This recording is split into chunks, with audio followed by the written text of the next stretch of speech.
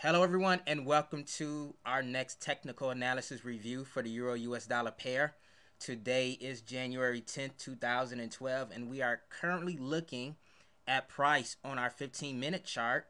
As you can see, for the past 2 days we've been in this corrective rally in the pair, and this could have been a result of some short covering taking place ahead of Thursday's ECB meeting, and also the Italian and Spanish bond auctions that we have later on this week. But as you can see, we've been primarily bullish for the past 2 days, and price has rallied up, and it stopped near this resistance, which is at our 38.2% Fibonacci level, this resistance at 2820 area. Now, if I was to move to my 1 hour chart, this area of resistance here that was formed by a 38.2% Fibonacci level came actually from this drop from the high from last week at 30.73, this high up here, down to the new 2012 low at 26.66. So then, of course, this area at 28.20 served as resistance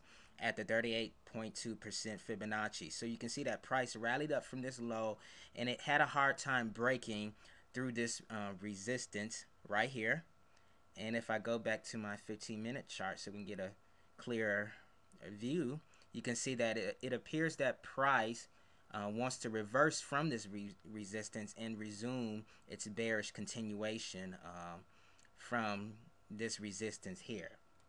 So if you were trying to place a buy order during this run, or if you were looking for an opportunity to go long on this run up here, there was plenty opportunities to do it.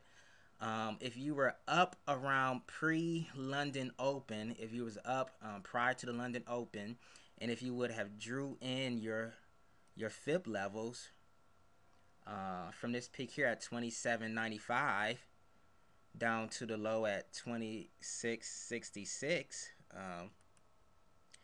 you could have actually placed a buy order near the 38.2% fib retracement of this rally. You could have placed a buy order here around 27.46, and you could have actually went long on the pair and traded it up. You could have either closed out at this resistance here at 27.94, or you could have held it high and closed it out at this resistance up here at 28.10. So then you could have either closed it out either on this resistance up here, or you could have closed it out up here at this resistance at 28.10. Now let me remove this Fibonacci retracement and switch to our 1 hour chart, because I want to show you something about that 28.10 level. Now, of course, we were here at our price where price rallied up. If you glance to the left and look at price history, you can see that on last Friday, this 28.10 level also served as resistance on last Friday, and it had a hard time breaking above this resistance.